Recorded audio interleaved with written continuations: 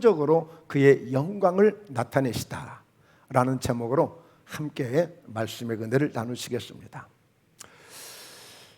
네, 오늘 이 말씀은 결론부터 말씀드리겠습니다. 결론. 자, 첫 표적으로 그의 영광을 나타내셨는데 여러분 내용을 너무 잘 아시죠? 예수님이 결혼식에 초대를 받고 가셨는데 가서 보니까 갑자기 결혼식에 포도주가 떨어진 거예요. 자, 예수님의 어머니가 와서 그걸 알려줍니다. 자, 그런 가운데 오늘 예수님은 결국에 하인들을 불러서 그 견류통에 물을 채우라고 했고 그 물을 채움으로 그것을 다시 연회장에게 갖다 주라고 했더니 갖다 주었는데 그 사람들이 맛을 보더니 이 맛을 보고 깜짝 놀라는 거예요. 즉, 그 사이에 물이 변하여 포도주가 되고 만 거예요. 바로 이 사건을 첫 표적이라고 말하고 그 표적을 통해서 예수님이 그의 영광을 나타내셨다 이렇게 말씀하거든요. 그러니까 이 내용은 어떤 의미가 있느냐면 무슨 의미가 있느냐면 그것은 첫 표적을 통해서 즉 다시 말해서 예수님이 공생의 사역을 시작하시면서 가장 처음으로 기적을 보여준 거예요. 기적을. 그 기적을 표적이라고 말했어요. 그래서 성경은 기적을 기사라고도 말하고 이적이라고도 말하고 기적이라고도 이렇게 성경은 말씀하고 있어요. 자, 그러면 이게 어떤 의미가 있을까? 어떤 의미가 있을까? 이 기적을 통해서 어떤 의미로 이 기적을 베풀어 주셨을까? 그것은 그의 영광을 나타내셨다는 것은 예수님이 내가 누구인가를 그 사실을 알려준 거예요. 그 사실을 보여준 거예요. 물이 변해서 포도주가 되게 한 이 하나의 사건이지만 그 사건을 통해서 예수님이 누구인지를 그것을 나타내 주시고 그것을 보여준 거예요. 이게 결론이에요. 예수님은 누구죠? 나는 길이 되시고 진리가 되시고 생명이 된다. 그러므로 나로 말미암지 않고는 누구든지 아버지께 올 자가 없다. 나는 부활이 되어지고 나는 생명이다. 나를 믿는 자는 죽어도 살고 무릇 살아서 나를 믿는 자는 영원히 죽지 아니한다. 나는 영생을 주는 메시아다. 나는 그리스도다. 그러므로 기름 부음 받은 자로서 나는 모든 영혼들을 내가 제사함을 줄 수도 있고 축복을 해줄 수도 있고 그들의 생명을 내가 영원토록 인도해 줄 수 있는 영생을 줄 수 있는 영원한 생명을 줄 수 있는 그런 메시아다 라고 하는 것을 그것을 보여준 거예요. 그래서 여러분 우리가 예수님을 믿으면서 다양한 은혜들을 경험할 수 있어요. 성경에서 가장 뚜렷하게 핵심적인 예수님 베푸신 기적들이 약 한 35번 정도의 기적을 성경은 보여주고 있지만 요한복음 20장에서는 이 성경을 기록하지 아니한 것 외에도 쓸 수 없을 정도로 많은 기적이 있다고 그랬어요. 그러니까 예수님은 우리가 볼 때 기적이라고 말하지만 예수님은 그냥 기적이 상식이야, 상식. 그 말이 무슨 말이에요? 예수님은 그냥 기적이 상식적으로 그냥 자연스럽게 나타나는 일들이야.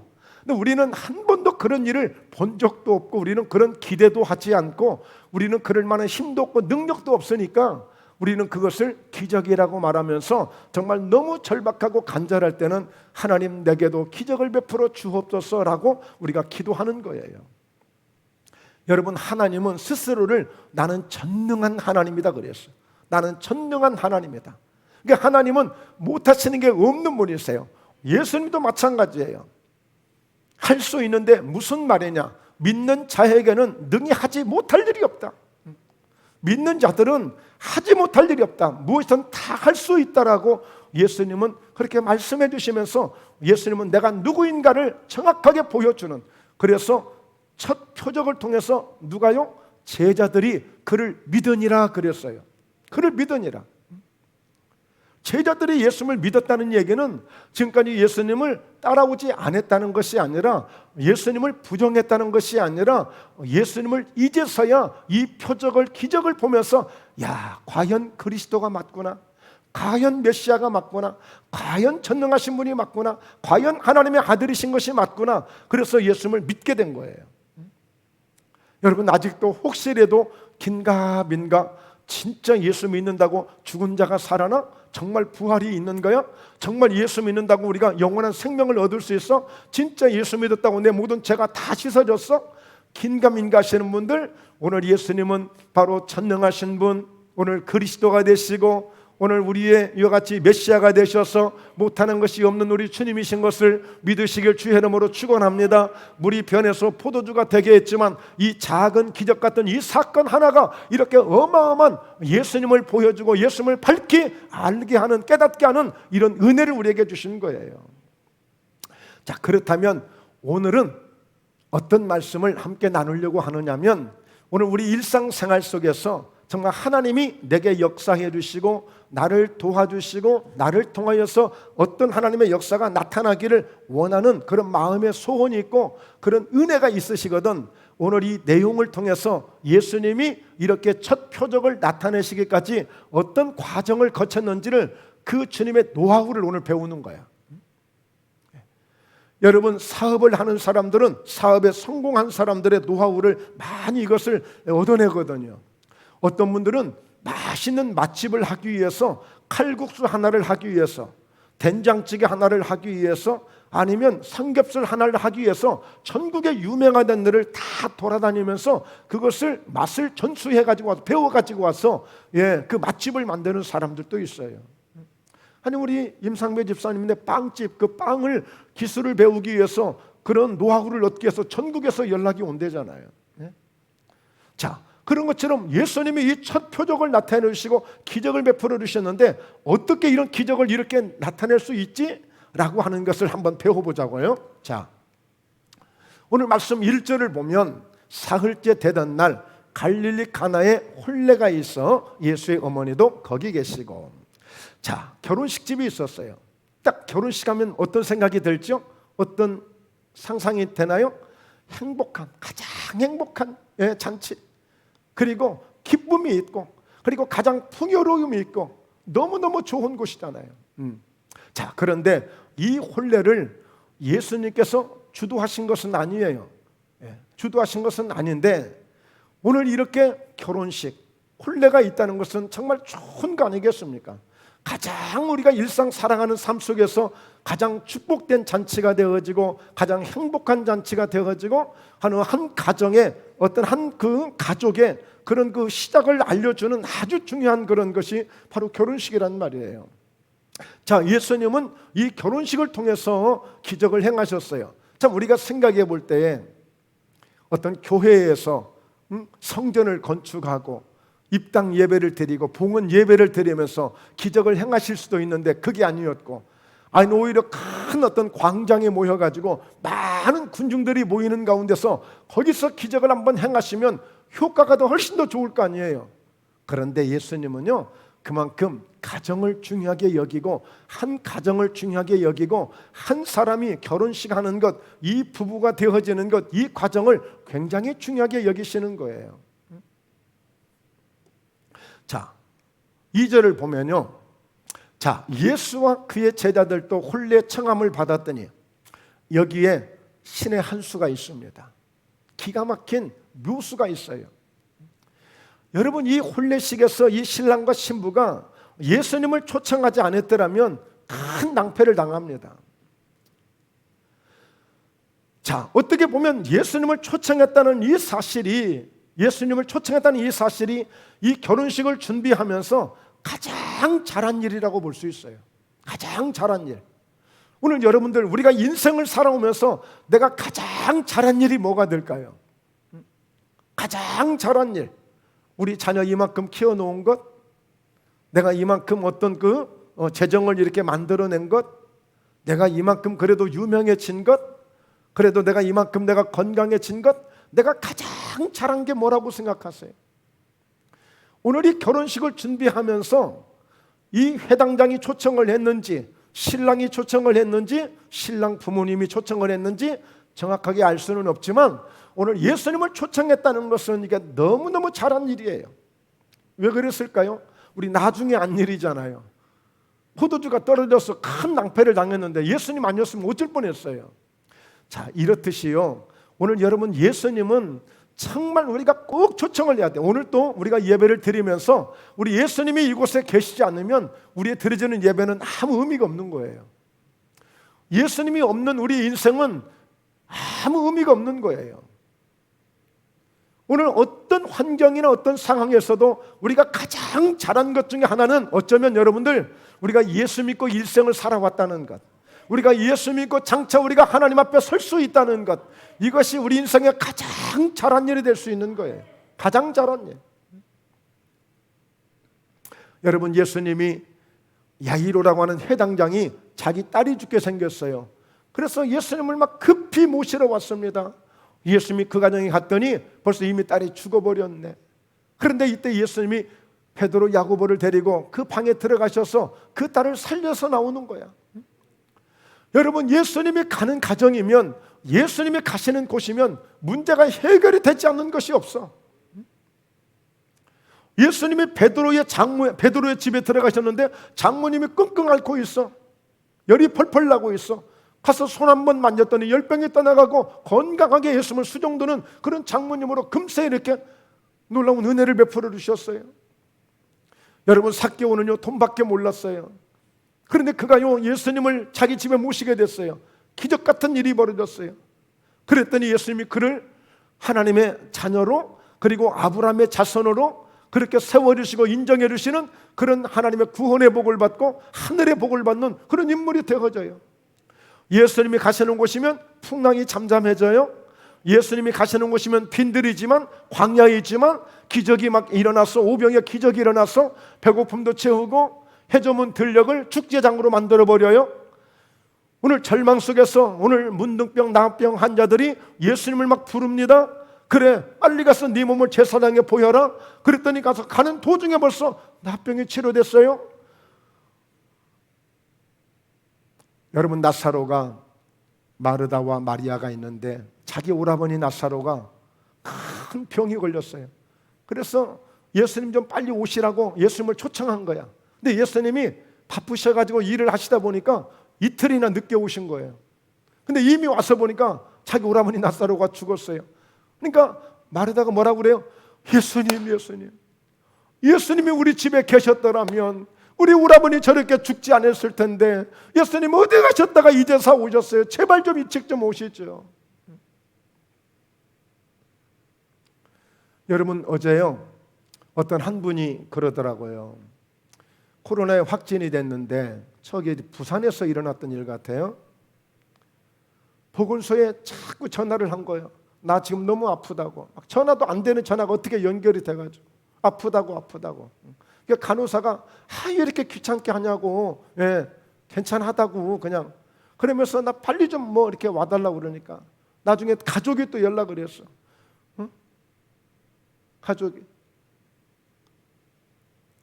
우리 가족 죽으면 어떻게 할 거냐고, 책임질 거냐고 그랬더니 알았다고, 내가 책임지겠다고 막 그러면서 막 짜증 섞이게.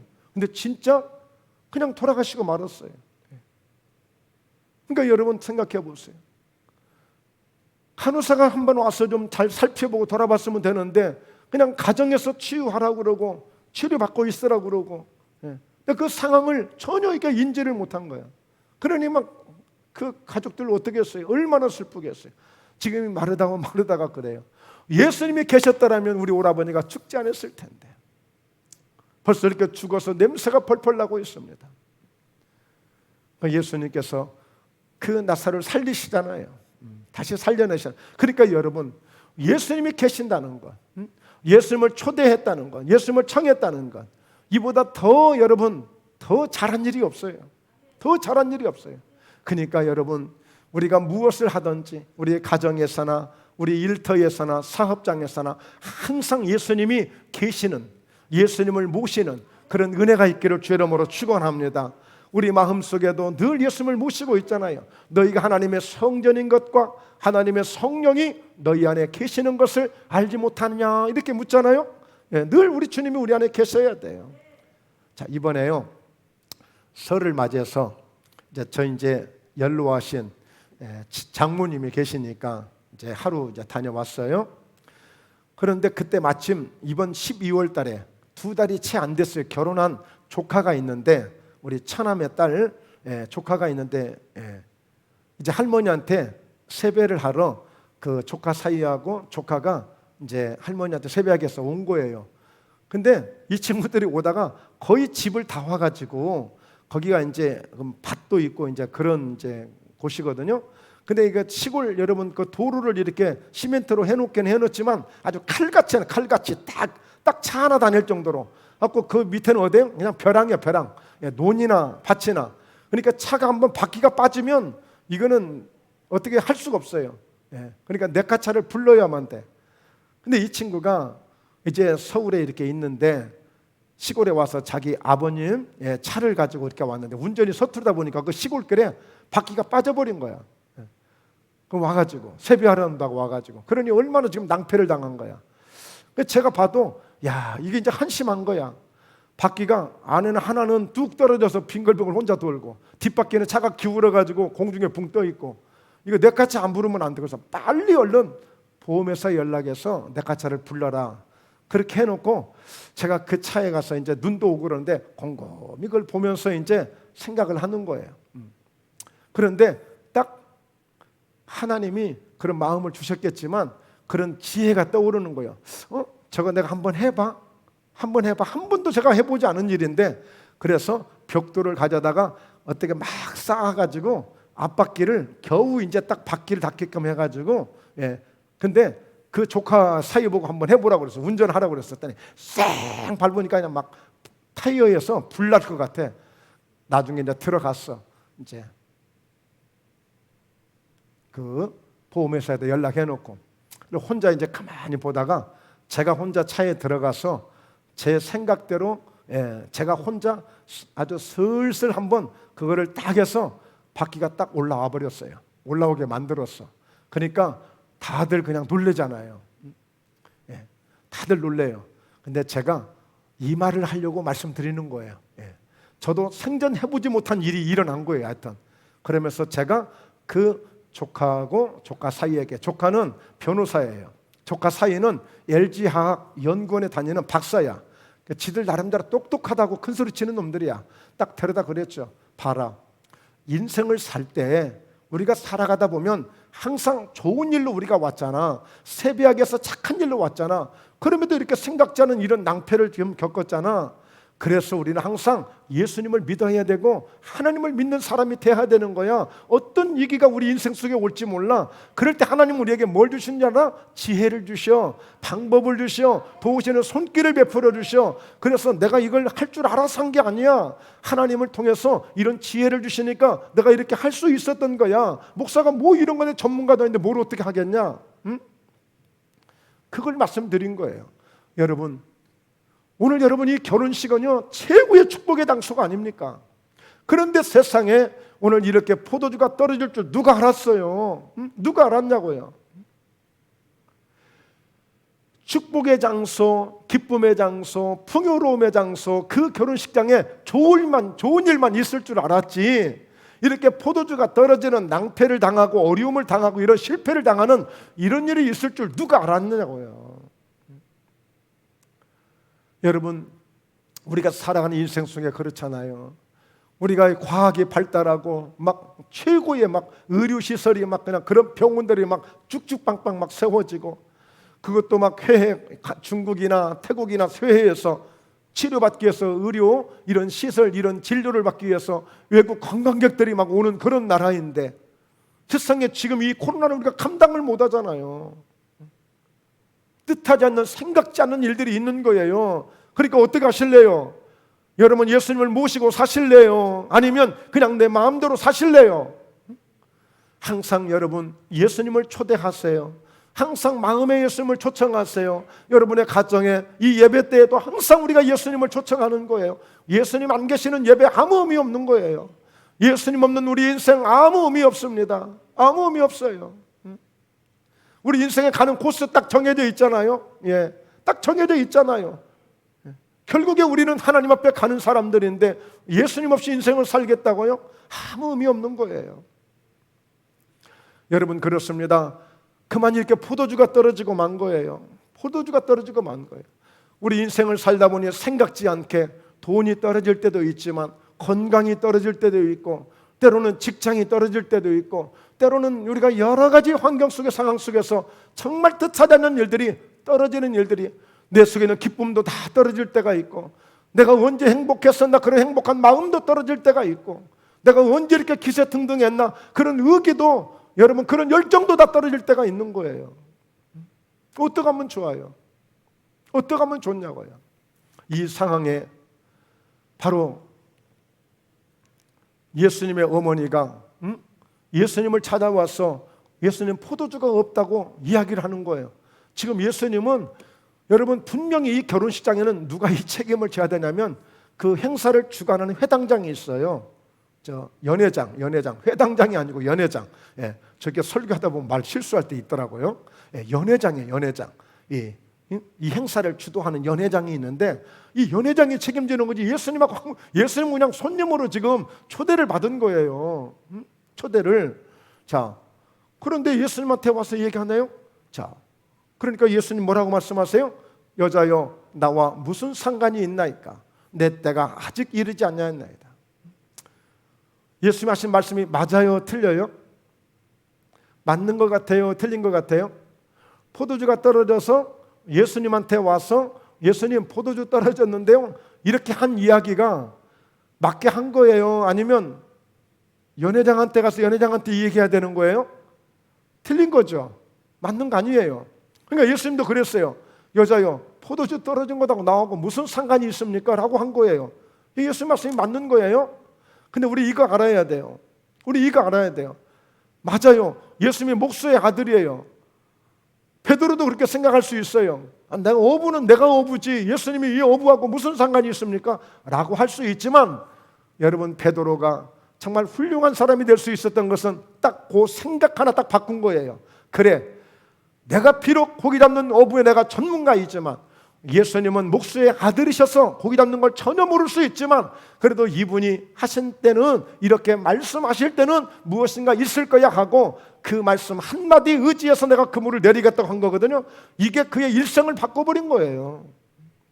우리도 마찬가지예요. 예수님이 그게 무슨 상관이야? 이 일은 내가 해야 되지, 이건 내가 전문가지, 이 장사는 내가 최고지, 이 사업은 내가 최고지, 이 분야는 내가 최고지, 예수님 그냥 계세요, 제가 할 테니까. 이 역사가 일어나지 않아요.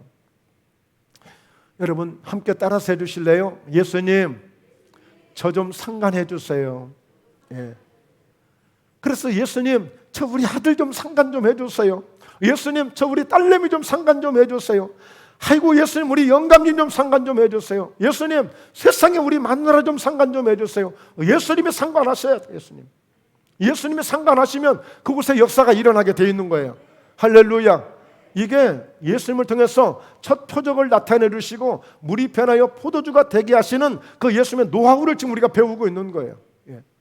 예수님이 상관하실 때 역사가 일어납니다.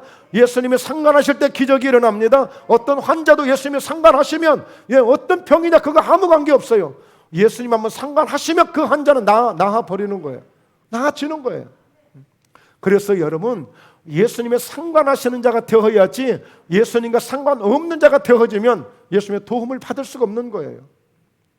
우리 자녀들 그러잖아요. 엄마 제발 좀 잔소리하지 마세요. 아빠 제발 좀 잔소리하지 마세요. 그게 무슨 얘기예요? 내 마음대로 좀 살게 놔두라는 거예요. 그러면 그거 뻔합니다.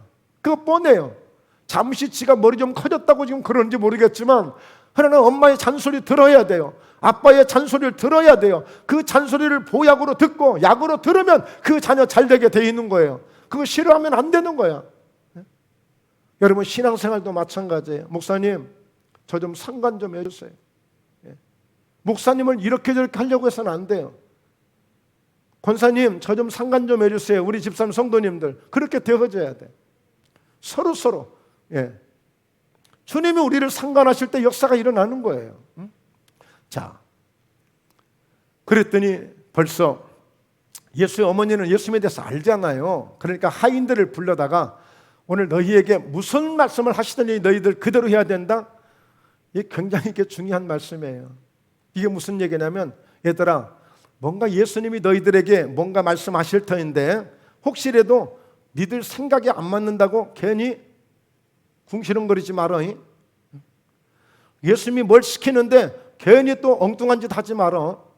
예수님이 분명히 말씀하시는데 이것저것 또 따지지도 마라. 예수님이 무슨 말씀을 하시든지 그대로 하라는 거예요. 그러니까 여러분, 우리가 인생을 살다 보니까요, 또 주의 일을 하다 보니까 우리가 살아가는 우리 인생 속에서 나하고 안 맞는 일들이 너무너무 많아. 너무너무 많아요. 예. 근데 그렇다고 할지라도 우리는 예수님의 말씀만큼은 우리가 철저하게 들어야 됩니다. 할렐루야. 마음에 안 드는, 지금 뭐 대통령이 되겠다고 나와서 뭐라고 얘기하는데 나하고 맞는 사람이 하나도 없어. 어쩌면 저렇게 저런 찌리대들만 나왔나, 이렇게 하고 싶을 정도로 없는 거예요. 없어. 예? 그럴지라도 우리는 정말 하나님 말씀만큼은, 어떤 일이 있어도 이 말씀만큼은 내가 반드시 무슨 말씀을 하시든지 그대로 따르겠습니다 하는 이런 믿음이 있어야 된단 말이에요. 이런 믿음이. 가장 신앙생활을 하면서 가장 가슴 아픈 눈물을 흘렸던 사람이 있다면 누구일까를 생각해 봤어요. 바로 사무엘의 어머니 한나입니다. 한나는 얼마나 고통 속에서, 그 아픔 속에서, 그 서러움 속에서 아이를 갖게 되었고, 그 아이를 낳음으로 바로 사무엘이라는 아들을 얻었는데, 이 아들을 낳는 것도 잠깐, 젖을 때는 순간에 젖을 떼면서 그 아들을 엘리 제사장이라는 바로 성전에다가 그 아들을 바쳐버린 거예요. 바쳐버렸어요. 예. 젖을 떼자마자 그렇게 얻은 그 아들을 하나님 앞에 바치겠다고 바쳐버렸어요. 그러면 사무엘 입장에서는 생각해 보세요. 그 어린 젖을 떼자마자 엄마와 생리배를 하고 아빠와 생리배를 하면서 정말 한 번도 보지 못한 엘리 제사장이라는 제사장 밑에서 그렇게 신앙생활을 시작한 사람이 사무엘이야. 사무엘. 여러분, 우리가 감당할 수 있을까요? 안 되는 거죠. 저도 이건 못할 수 있는 일이에요. 그러니 그의 어머니의 가슴은 어쩔 것이며 그 사무엘의 그 마음은 어쩔 것이냐고요. 그런데요, 정말 너무나도 감사하게 잘 곱게 자라면서 그가 나라를 회복하고 나라를 살리는 위대한 선지자가 되어졌는데, 그를 통해서 왕을 두 사람을 세웁니다. 사울왕이 세워지고 다윗왕이 세워지거든요. 네. 그런데 그 사울왕을 보십시오. 하나님이 당신을 버렸습니다 그래요. 왜? 하나님의 말씀을 버림으로 하나님이 당신을 버렸습니다 그래요. 하나님이 말씀하셨음에도 불구하고 그 말씀을 지키지 아니하고 그는 자기 생각대로 제사장이 할 수 있는 일을, 오늘 선지자가 할 수 있는 일을 사울 왕이 자기 마음대로 한 거예요. 하나님이, 당신이 하나님을 버린 것처럼, 말씀을 버린 것처럼 하나님도 당신을 버렸습니다. 그럴 때 사울 왕이 그 사무엘의 바짓가랑이를 붙잡고 통사정을 합니다. 이 재앙이 내게 오지 않도록 기도 좀 해달라고. 하나님의 이 저주가 내게 오지 않도록 하나님 막아달라고. 그래서 사무엘상 15장 22절 이하에 보면 그런 말씀이 있어요. 순종이 제사보다 낫고 제사가 듣는 것이 수양의 기름보다 낫다. 순종 한 번이 제사를 10번 드리고 100번을 드리고 예배를 여기저기 다니면서 수도 없이 자기 나름대로 예배를 드린다고 드려도 순종 한 번만 못하다는 거예요. 그게 하나님 말씀도 지키지 않고 하나님 말씀도 듣지 않는데 가서 예배 1000번만 번 드리면 뭐하냐. 순종이 제사보다 낫고 듣는 것이 막 그냥 뭐 기름을 드리고 뭘 드리고 그 수양의 기름보다도 듣고 순종하는 그 한 번이 더 낫지 제사 100번 1000번보다 순종이 낫다는 거예요. 여러분, 그러니까 무슨 말씀을 하시든지 그대로 하라. 그리고 우리가 여기에서 한 가지 더 알 수 있는 것은 우리 주님이 쓰시는 이 첫 번째 표적을 나타내시는데 가장 뭔가 뭐 기록에 좀 남잖아요. 기록이 남을 거 아니에요. 여러분, 사업을 처음으로 한다? 어떤 큰 일을 처음으로 한다? 그럴 때 가장 위대하고 가장 훌륭한 사람들, 뭔가 역사적인 인물들을 모아서 할 거 아니에요. 뭔가 사람들이 인정해 줄 수 있는 사람들. 근데 예수님은 첫 번째 표적을요, 하인들하고 시작해요. 하인들하고 시작한다고요. 왜? 하인들은 말 잘 듣거든요. 하인들은 말 잘 들어요. 여러분, 우리 부모님들이 자녀들 가르칠 때 어떻게 가르쳐요? 학교 가든 선생님 말 잘 들어라. 어디 가거든 너 큰아빠 집에 가거든 큰아빠 가서 말 잘 듣고 와라. 아니면 직장에 가거든 직장 가면 사장님 말 잘 들어라. 말 잘 들으라고 그러잖아요. 말 잘 듣는 게 가장 기본이에요. 가장 잘 되는 일이에요. 가장 축복받는 일이에요. 그러니까 무슨 말씀을 하시든지 너희가 내 생각하고 안 맞는 얘기라니까요. 내가 듣고 싶은 말을 안 해주는 거야. 내가 하고 싶은 대로 해야 되는데 그렇게 안 하는 거야. 그러니까 순종이 안 되는 거죠. 내가 생각한 대로 하라고 해야 되는데, 내가 듣고 싶은 대로 좀 말해줘야 되는데 목사님 이상하게 다른 말만 하는 거야. 그러니까 나 싫어. 그래서 싫는 거야. 달리 싫은 게 아니야. 그겁니다. 그거. 여러분 정말 주님의 기적을 체험하려면 오늘 시몬 베드로가 그 이와 같이 대낮에 고기 잡을 수 없는 시간이에요. 내 생각, 내 경험, 내 지식, 내 꼬라지까지도 다 내려놓아야 기적도 일어나고 역사가 일어나는 거지, 내 똑똑한 것 가지고 안 되는 거예요. 그러니까 벌써 여러분 예수님의 이 첫 번째 기적은 하인들과 함께 시작하는 겁니다. 하인들과 함께. 여러분 하나님이 한 여인을 택해서 예수님을 잉태하게 하는데 마리아라는 그 여인에게 잉태를 하게 해요. 마리아에게. 그런데 오늘 가브리엘 천사가 와서 그 마리아에게 이야기를 하니까 이 마리아가 감당이 안 돼. 놀래가지고 어떻게 나는 남자도 제대로 모르고, 그리고 나는 이렇게 순진하게 그냥 시골에서 이렇게 자란 시골뜨기 이 작은 여자애가 내가 뭔 일을 하겠습니까? 아니야. 하나님은 너를 통해서 이렇게 메시아가, 그리스도가 너를 통해서 잉태되고 너를 통해서 나오시게 될 거야. 그랬더니 결국에 뭐예요? 나는 주의 계집종이오니. 그 말을 표현하자면 나는 하녀에 불러갑니다. 종이라는 얘기는 둘루스라는 건데 이건 노예야, 종이야. 그런 의미야. 그런 의미. 그러니까 마음대로 하세요. 내 배를 쓰시든지 내 몸뚱이를 쓰시든지 내 전부를 쓰시든지 마음대로 하세요. 주의 말씀대로 내가 이루어지기를 원합니다. 마리아가 그렇게 고백한 거예요. 그럴 때에 하나님의 그 역사가 그 마리아를 통해서, 여러분 그 시대에 처녀가 아이를 가지면 돌팔매질 당해서 죽는다니까요. 내가 죽을지언정, 어떤 일을 내가 겪을지언정, 내게 어떤 피해가 올지언정 주의 말씀대로 내게 이루어지기를 원합니다. 그렇게 된 거예요. 그렇게 된 겁니다. 그래서 예수님이 마리아를 통해서 잉태되셔서 출생하신 게 된 거예요. 여러분 그러므로 우리가 이 말씀, 무슨 말씀을 하시든지, 자 6절에 보니까요 결례통들이 있었고요. 그 다음에 7절에 보니까 예수께서 그들에게 이르시 항아리에 물을 채우라 하신즉 아귀까지 채우니. 여러분 이 종들이 물 채우는 거 전문가 아니겠어요? 잘 채우죠. 그래서 어떻게 했어요? 물을 채우라 하신즉 아귀까지 채웠어요. 여러분 이게 멋진 겁니다. 어차피 주의 일을 하고, 어차피 내가 무슨 일을 하고, 어차피 기도를 하기로 했으면, 내가 어차피 순종하기로 했으면, 내가 감사하기로 했으면, 여러분 아귀까지 채워질 정도로 마지못해 찔끔하는 게 아니라 아예 그냥 넘치도록 부어지도록, 차고도 넘쳐나 버리도록 하는 거예요. 은혜도 이왕 받으시는 건 오늘 넘치도록 받으시길 바랍니다. 넘치도록 받으시길 바래요. 찔끔찔끔 하지 말고 뭘 해도. 그럴 때 역사가 일어나는 거예요. 그러니까 채우라 하신즉 아기까지 채우니 이제 주님이 명령하시는 거예요. 명령하시는 거예요. 여러분 기도의 분량도 채워질 때 역사가 시작이 되는 겁니다. 뭔가 채워질 때 역사가 일어나는 거예요. 여러분 전자밥솥에 밥통에 밥을 만드시잖아요. 그럴 때 그 충분한 그런 어떤 그 온도가, 그 다음에 그 그 수분들이, 그런 김이 가득 차게 돼서 가득하게 채워질 때 이게 딸랑거리든지 뭐든지 이게 되는 거지, 이게 채워지지 않는데 딸랑거리겠습니까? 안 되죠. 하다못하면 길가에 뻥튀기, 티밥이라고 그러잖아요. 그것도 충분히 그 안에 가열되어지고 그 열이 채워질 때에 뻥하고 터지는 거지, 채워지지 않고 이게 되냐고요. 그래서 채울 때까지, 채워질 때까지, 오늘 또 여러분들이 간절한 마음으로 막 가득 채워져야 돼. 막 그래야 뭔가 역사가 일어나는 거예요. 자 8절에 보니까요 이제는 떠서 연회장에게 갖다 주라 하시며 갖다 주었더니. 그러니까 여러분 예수께서 무슨 말씀을 하시든지 그대로 하라고 하니까 막상 겁이 날 수 있죠. 도대체 뭘 시키실까?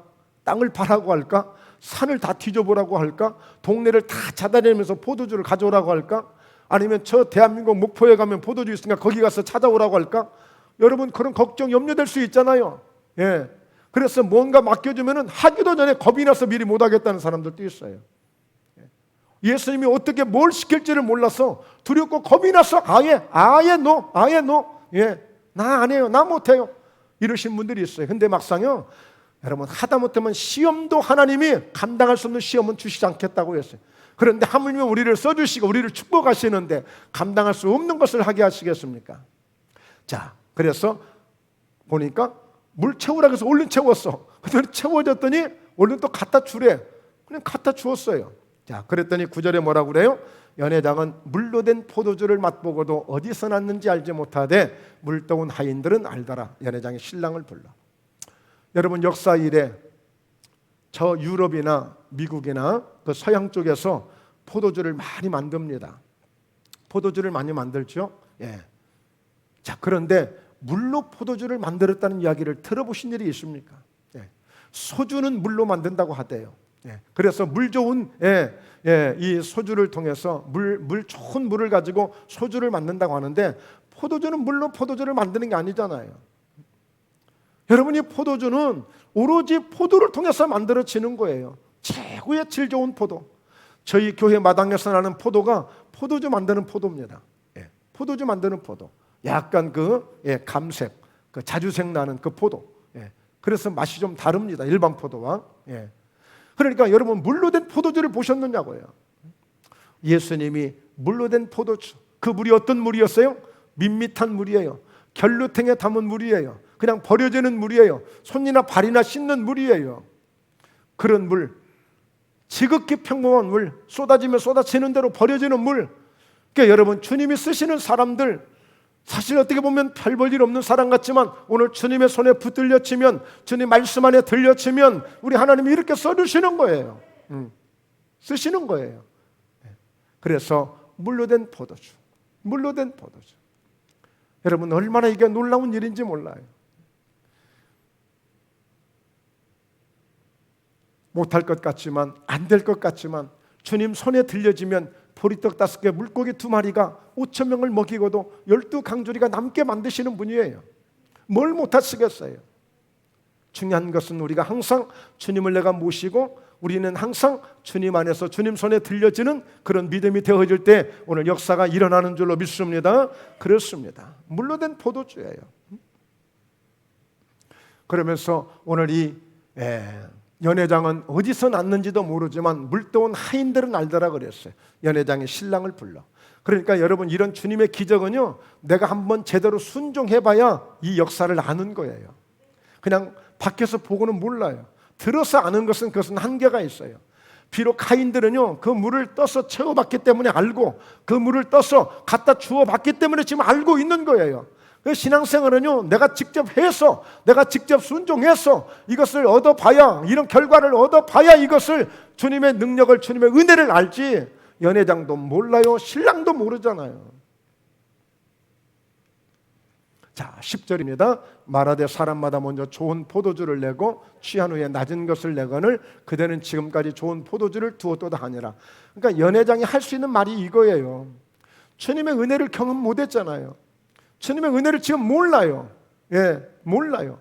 그냥 하인들은 그래도 알지만 연회장은 연회장이라고 치고 자기가 다 책임져야 될 일을 자기는 책임지지 않고 와서 따지긴 하고 그래요.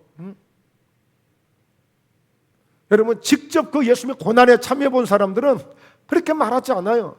정말 예수님의 은혜에 그 정말 한번 젖어본 사람은 그렇게 이야기 안 해요. 이 연회장은요 함께 결혼식장에서 자기가 책임져야 될 일이야. 자기가 책임져야 돼 사실은.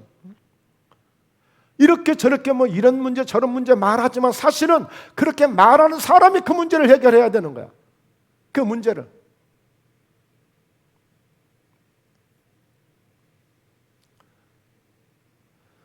자 11절 결론입니다. 이제 결론.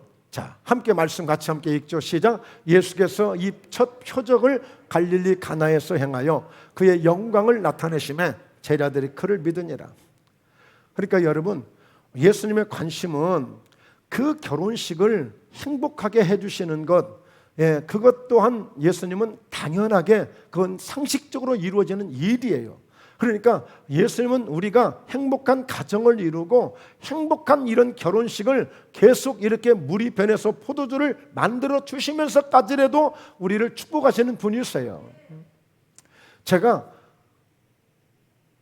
오늘 딱 이 목포에 어제까지 딱 10년을 마치고 오늘 제가 이제 11년차 첫 주일을 오늘 시작하는 주일이에요. 그런데 지금까지 10년 동안 오늘 11년째인데 이제 매년 이 첫 주일은 제가 요한복음 2장을 가지고 이 말씀을 전했어요. 그러니까 제가 뚝심 있게 제가 일편단심 달려온 것 중에 하나는 정말 저희 교회가 이런 결혼식장 같은 교회가 되어가지고 주님이 이 첫 표적을 나타내 주시듯이 이런 표적이 나타나는 교회가 되어가지고 그리고 나아가서 그의 영광을 나타내 주시는 바로 교회의 본질, 교회의 목적은 하나님의 영광을 나타내는 것이기 때문에 이런 역사가 나타나도록 하기 위해서 끊임없이 하여튼 줄기차게 제가 이것을 주장하면서 온 거예요. 뭐 제가 잘했다는 건 아니고요. 그러니까 우리가 이 본질을, 목적을 우리가 바로 알자는 거예요. 그러니까 여러분, 주님은 그 결혼식장에서 뭐 포도주뿐이 아니라 그 어떤 거라도 할 수 있는 분이세요. 어떤 거라도. 근데 중요한 건 뭐냐? 오늘 예수님이 이 표적을 통해서 그의 영광을 나타내신 것입니다. 그의 영광을. 여러분, 우리가 구약 성경을 보면서도요, 아주 결정적이고 아주 중요할 때는 하나님이 직접 나타나십니다. 직접. 아주 중요할 때. 정말 백성들을 사랑하고 정말 백성들을 지켜주시고 백성들을 정말 축복하시기 위해서는 하나님이 직접 나타났어요. 직접 말씀을 주시고요. 특별히 여러분, 출애굽기를 보게 되면 그 하나님이 큰 영광을 나타내 주실 때 이렇게 보면 시내 산에서 나타나실 때 백성들을 모이도록 해서 십계명을 주시거나 그 다음에 성막을 짓도록 하기 위해서 모세를 부르시고 막 불 가운데 구름 가운데 임재하셔서 그 영광을 막 백성들이 보게 하시고 그리고 나아가서 그 성막을 다 건축해 놓은 다음에 오늘 출애굽기 40장에 보면 그 성막에 하나님의 영광이 충만하여 얼마나 영광이 충만하더니 모세가 그 성막에 들어가지를 못했어요. 그 정도로 하나님은 그 영광을 친히 나타내 주시는 분이십니다. 하나님은 친히 그 영광. 그러니까 이 영광이란 말은요, 그 자체가 그냥 하나님이세요. 사실은 이건 하나님이라고 쓸 수밖에 없는 그런 단어라고 저는 봅니다.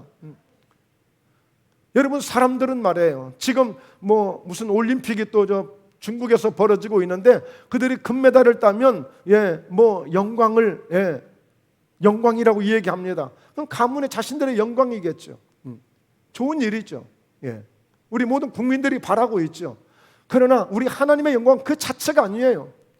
온 영광 그 자체라고요. 여러분, 장차 여러분 한 가지 말씀드릴까요? 장차 우리가 저 하나님이 새 하늘과 새 땅을 만드시고 우리가 영원한 그 천국에서 살게 되는데요, 그 천국에 가면은요 하나님 보좌, 예수의 보좌에서 물이 막 흘러나온대요. 그 흘러나온 그 물이 생명수 강을 이루는데 이 강물을 먹으면 영원한 우리가 영생을 하는 거예요. 그러면서 그 강 좌우에 생명수 강가에 수많은 열매들이 맺혀진다고 그랬어요. 수많은 열매들이. 그 영광으로 가득한 나라가 하나님의 나라예요. 자, 그래서 보면 누가복음 2장 8절 이하에 예수님이 탄생하실 때였어요. 예수님이 탄생하실 때도 결국에 보니까 목자들이 양떼를 지키고 있는데 주의 사자가 곁에 서고 주의 영광이 그들을 두루 비추는 가운데 사람들이 무서워했거든요. 자, 그러면서 천사가 온 백성의 며칠 큰 기쁨에 좋은 소식을 너희에게 전한다고 말씀하시면서 다윗의 동네 너희를 위하여 구주가 나셨으니 곧 그리스도 주시니라. 자, 이 12절에 바로 너희에게 이것이 표적이라 하더니 13절 수많은 천군이 천사와 함께 하나님을 찬송하여 이르되 14절 같이 읽습니다. 시작. 지극히 높은 곳에서는 하나님께 영광이요 땅에서는 하나님이 기뻐하신 사람들 중에 평화로다 하니라. 그러니까 예수 그리스도가 지금 잉태하시는 거예요. 그 순간에 그 예수님이 오심으로 하나님께는 큰 영광이 되어지고 이 땅에는 평화 중에 평화가 되는 거예요. 그러니까 예수님은요 그 자체가 영광이세요. 사실 영광. 그 영광. 그러니까 예수님은 그 영광을 나타내시다는 얘기는 바로 하나님으로서의 영광을 나타내신 것이고 그리스도로서의 영광을 나타내신 것이고 메시아로서의 영광을 나타내시는 것이고 전능하신 분으로서의 영광을 나타내신 거예요. 이게 목적이에요. 그래서 우리가 그 예수님을 영광스러운 우리 주님으로 우리가 믿고 의지할 때에 그 영광이 우리에게 오는 줄로 믿습니다. 할렐루야. 그래서 결론입니다. 여러분, 요한복음 11장 40절, 바로 나사로를 살리실 때 하신 말씀이에요. 내 말이, 예수님께서 그러잖아요. 내가 말하지 않느냐. 그러니까 내 말이, 내가 말했잖아. 그래서 네가 이 내 말을 믿으면 하나님의 영광을 보리라 하지 않더냐 그랬잖아요. 그러니까 나사로가 죽었다고 울고불고 하고 있지만 네 오라비가 살아날 거라고 했거든요. 그러니까 내 말을 믿으면 하나님의 영광을 보리라 내가 하지 않더냐. 그러니까 돌을 치워라, 무덤에 돌을 치워라. 그러면서 그 죽은 나사로를 살려내시잖아요. 네, 그러므로 오늘 여러분, 나를 통해서도, 우리 각자를 통해서도 주님의 영광을 위해서 사는 겁니다. 예수님이 끊임없이 이런 표적을 통해서 그의 영광을 나타내신 목적이 있다면, 그래, 우리 인생은, 우리 하나님을 믿는 사람들은, 우리 예수 믿는 사람들은 하나님의 영광을 나타내면서 사는 거야. 이사야서 43장 21절에 이 백성은 내가 나를 위하여 나의 찬송을 부르게 하기 위해서 내가 지었다고 그랬잖아요. 그러니까 우리는 하나님을 찬송하면서 살아가는 인생들로 하나님 우리를 지으신 그에겐 뭐예요? 하나님께 영광을 돌리며 살아가도록 우리를 만드신 거예요. 그래서 고린도전서 10장 31절에 그런즉 너희가 먹든지 마시든지 무엇을 하든지 다 하나님의 영광을 위해서 하라는 것. 예. 여기서 우리는 한 가지만 생각하고 오늘 우리가 마무리를 했으면 좋겠습니다. 과연 내가 살아가는 내 삶, 내 인생, 내가 지금 하고자 하는 모든 일들 속에 과연 내가 하나님의 영광을 위해서 내가 하고 있는가, 달려가고 있는가, 나는 금년 한 해 동안도 내가 그렇게 살기를 원하고 있는가. 네, 우리 성실하게 착하게 믿음으로 그냥 늘 살아가는 삶 자체가 하나님의 영광이 될 수 있겠습니다만, 이제 우리는 좀 더 나아가서 너희가 먹든지 마시든지 라고 말씀하고 있어요. 그런 세세한 것까지라도 이와 같이 하나님의 영광을 위해서 살라고 우리에게 말씀하시는 거예요. 그 세세한 것까지라도. 그러니까 우리가 살아가는 분명한 이유가 있고 목적이 있는 거예요. 과연 나는 내가 계획하고 있는 것들이, 내가 하고자 하는 것들이 정말 내가 하나님의 영광을 위해서 지금 내가 기도하고 있고, 하나님의 영광을 위해서 내가 이 일을 선택하고 있고, 내가 하나님의 영광을 위해서 내가 이렇게 애쓰고 힘쓰고 내가 이렇게 감당하려고 하고 있는가. 이게 가치가 있는 겁니다. 이게 가치가 있는 거예요. 저는 저희 친구들한테도 꼭 이 멘트를 하고 싶어요. 시작도 과정도 우리는 다 똑같이 갔지만 하나님을 모르는, 예수를 모르는 인생들은 결과가 없다. 결과가 없어요. 그냥 죽음으로 끝나는 거예요. 그냥 결과가 없는 거예요. 그러나 우리는 결과가 확실히 있는 사람들이잖아요. 결과가 하나님의 영광을 위해서 사는 만큼 그 영광 속에 우리가 나아가게 될 줄로 믿습니다. 그 영광 속에. 그래서 우리 말씀, 우리 요한복음 2장을 보셨잖아요. 우리 말씀 요한복음 15장을 보고 우리 마치겠습니다. 요한복음 15장, 성경 요한복음 15장. 성경 찾아보세요. 제가 안 찾아놨어요. 자, 요한복음 15장 7절 8절 두 구절입니다. 자, 함께 말씀 봉독합니다. 너희가 내 안에 거하고 내 말이 너희 안에 거하면 무엇이든지 원하는 대로 구하라. 그리하면 이루리라. 너희가 열매를 많이 맺으면 내 아버지께서 영광을 받으실 것이요 너희는 내 제자가 되리라. 그렇습니다. 예수님이 나는 참 포도나무다. 나는 포도나무야. 응? 오늘 물이 변하여 포도주가 된 것은 바로 나야 나. 응? 나는 이렇게 얼마든지 물이었다가 포도주가 될 수도 있는 거야. 그러니까 결국에 오늘 이 포도주 되시는, 포도나무 되시는 예수님께서 어떻게 하라고요? 너희가 내 안에 거하고 내 말이 너희 안에 거하면 무엇이든지 원하는 대로 구하라. 그리하면 이루리라. 목적이 뭡니까? 그래서 너희가 열매를 많이 맺으면 내 아버지께서 영광을 받으실 것이요 너희는 내 제자가 되리라. 우리가 말로는 하나님의 영광을 위해서 산다고 해요. 그래도 말 안 하는 것보다는 낫습니다. 그러나 정말 우리는 하나님의 영광을 위해서 뭐가 있어야 되겠어요? 열매를 맺는. 그러니까 이제 먹든지 마시든지 무엇을 하든지 뭔가 열매를 맺는 그런 삶을 살아가는 거예요. 예. 여러분, 물로 된 포도주, 물도 변하여 포도주가 되는데, 우리는 우리 말씀을 직접 듣는 사람이요, 직접 말씀을 받는 사람이요, 우리 직접 말씀을 먹는 사람들이요. 우리도 뭔가 변화가 필요하잖아요. 뭔가 변화가 필요하잖아요. 변화가 되어질 때 물이 변하여 포도주가 되듯이 변해야 됩니다. 그렇게 변하지 않는 것을 뭐라고 그래요? 변질이라고 그래요. 변질. 변질되면 쓸모짝이 없어요. 버림당해요. 우리는 변화가 되어야 돼요. 그래서 우리는 그 변화된 삶이 뭐예요? 우리 하나님의 영광을 위해서 살아가는 것입니다. 내가 하는 일들이, 내가 하는 선택이, 내가 하는 방향들이 정말 내 마음에 들지 않지만, 내 마음에 내 뜻에 들지 않지만 하나님의 영광을 귀한 일이라면 우리는 그 영광 앞에 순종하고 감사하면서 가게 될 때에 물이 변하여 포도주가 되듯이 우리 인생 속에 놀라운 변화가 오고 놀라운 역사가 일어나게 될 줄로 믿습니다. 이런 은혜와 이런 축복이 함께 하시는 이 한 해가 되어지시고 우리의 모든 인생이 되시기를 주 예수 이름으로 축원합니다. 기도하십니다. 살아계신 전능하신 하나님 아버지, 우리의 영원한 왕이 되시고 주가 되시고 생명이 되시는 부활이 되시는 우리 예수님, 오늘도 그 능력과 그 은혜가 물이 변하여 포도주가 되게 하셨던 첫 번째 이 표적이 다시 한번 목포예담 교회 가운데 우리 성도들의 심령 속에 이 놀라운 은혜가 넘치게 있을지어다. 그래서 물이 변하여 포도주가 되듯이 우리 인생 속에, 우리의 환경 속에 놀라운 하나님의 역사가 일어나는 이런 변화가 있게 하시고, 이 변화를 통하여 약한 자가 강한 자가 되어지고, 가난한 자가 부유한 자가 되어지고, 연약한 자가 더욱더 세임을 얻어 하나님의 일을 잘 감당할 수 있는 능력으로 역사해 주심을 믿습니다. 주님을 찬양하며 감사하오며 거룩하신 예수님의 이름으로 기도하옵나이다. 아멘. 아멘.